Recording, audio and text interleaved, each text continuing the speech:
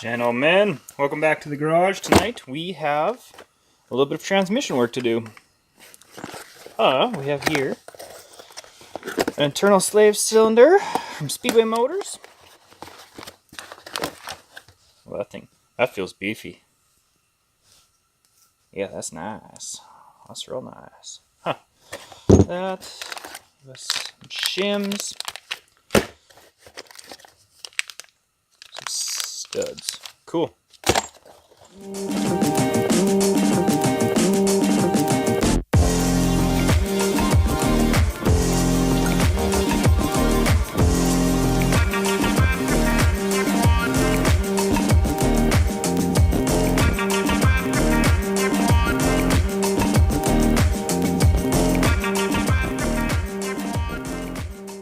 So before we even start with any measuring or anything like that, first thing you got to do is take one of these bolts out. Now, this little beauty sits on here like so, and the bleed valve should be pointed upwards always. That's just kind of common sense. Air goes up, oil stays down. So keep, should be higher than the body, wherever you decide to put it. And they have these 4 bolts in the front cover here, and Speedway sends you studs. Go in there and hold it. So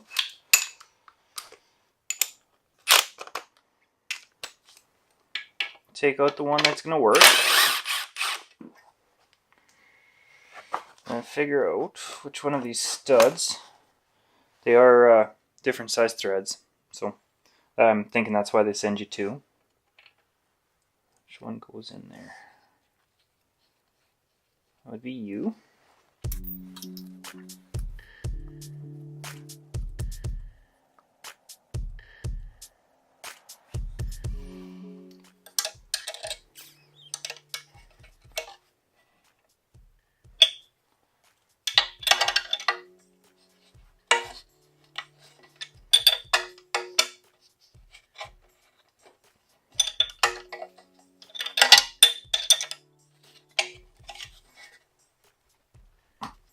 That's it.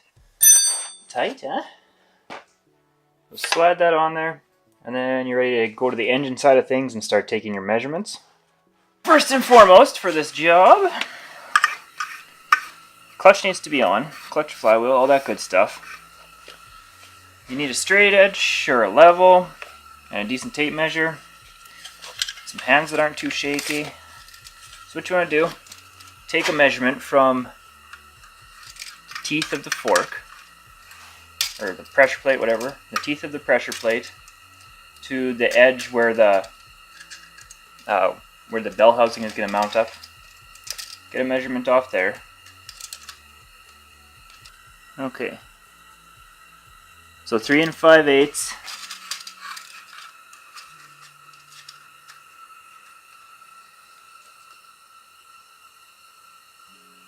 Yeah. So we have a measurement from the forks to the edge of the bell housing of 3 5/8.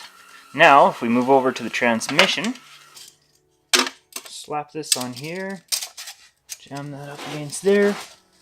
That is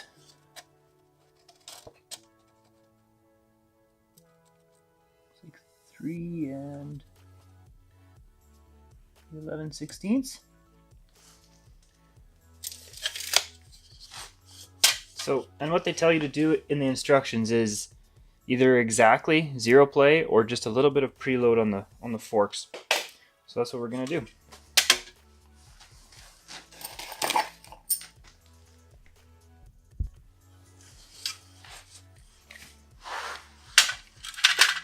Alright, so I actually remeasured the engine off camera, and it was 3 9/16, and then from wherever it is to wherever it is, we went through that.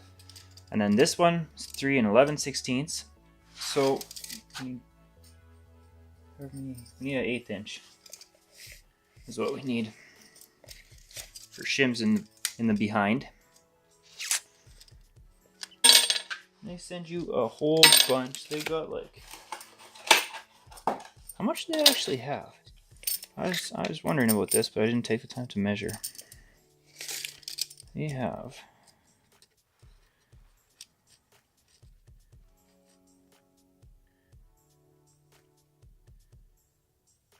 about 5/8 worth of shims. It seems like more, but she gone. Alright, so we need an 1/8 worth of shims. I'm gonna guess it's about that much.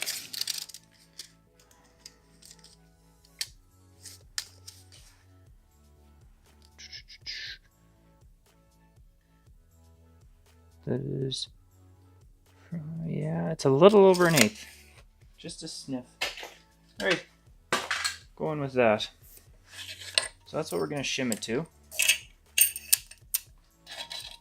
Let's go back in the box.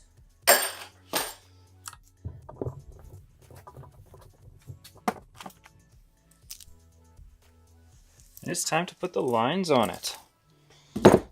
And they come -4. Speedway sells the extended bleeder, and me being me, trying to be cheap, I was like, oh, maybe it'll work. Didn't work. So I had to go and get one made because I didn't have time to sit and wait. With my bleeder, look at that thing. That thing is gigantic. But anyway.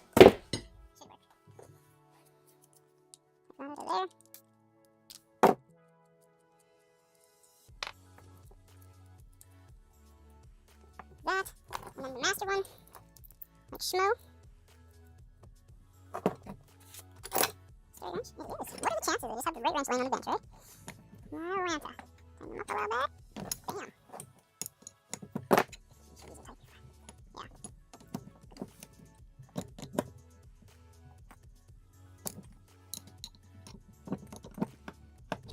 Bam. Back to the transmission we go. I'm kind of worried about this line. If I should have got a 90 put on it or a 45 to angle it down. I feel like it's going to shoot up into here, but we will see. That through there. Lamb through the existing clutch fork hole. So, some of you guys, if you've been watching for a little bit, might have remembered me saying I was going to use an external slave, and that's why I put everything together and hooked it all up. How's that going to work? But I decided to just stop being cheap and just get an internal one because I had less room than I thought in my transmission tunnel. So this appeared to be the way to go. I don't know if I'm a little bit confused. Not confused, just mildly worried. Because if it's sitting down here on the peg, like that's good, if that's where it's going to ride. It'll be fine. It's kind of a lot of a bend, but you know, it's not the worst I've seen. But anyway, and if I torque on it, I don't know if it'll come up that far.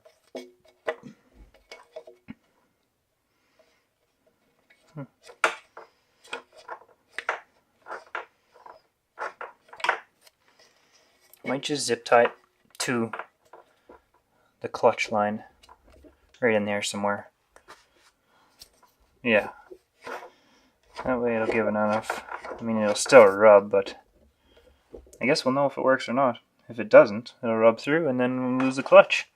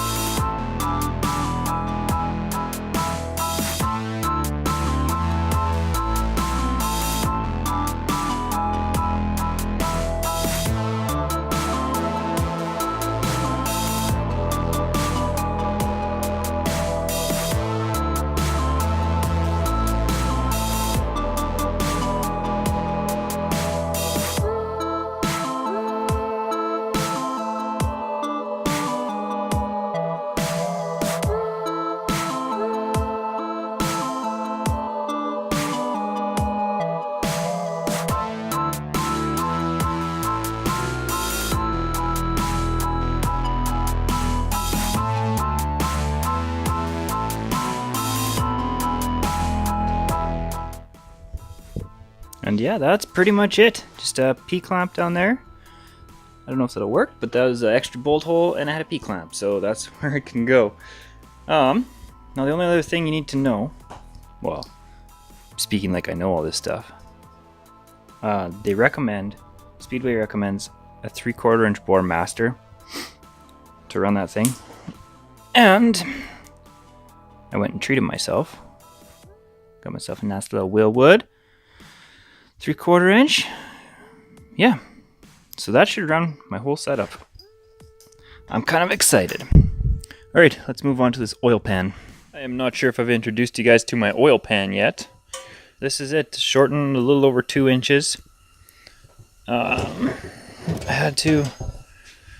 didn't quite do it like everyone else. I just chopped the bottom off, and then Rich welded me up a nice little plate to go on there. Put an extra plate on here, so my drain plug, which I kind of messed up. It's a little bit on the high side.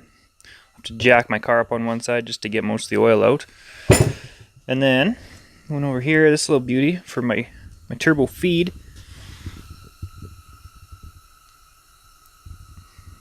Just drilled it straight through. I wish I had a spare one kicking around to show you. But yeah, it's they send you, or it comes factory with this thing, and then it's got a divot in it, but it's filled. So I just ended up just drilling straight through and then tap this into there.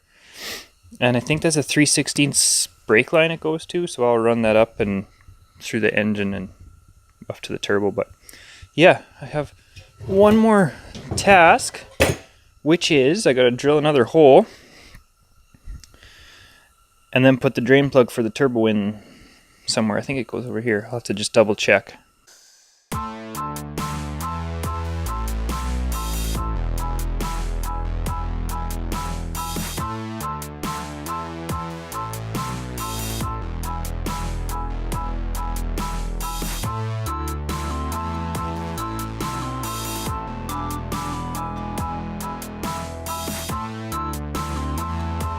I've had good luck with JB Weld and drain fittings, so we will see how this works.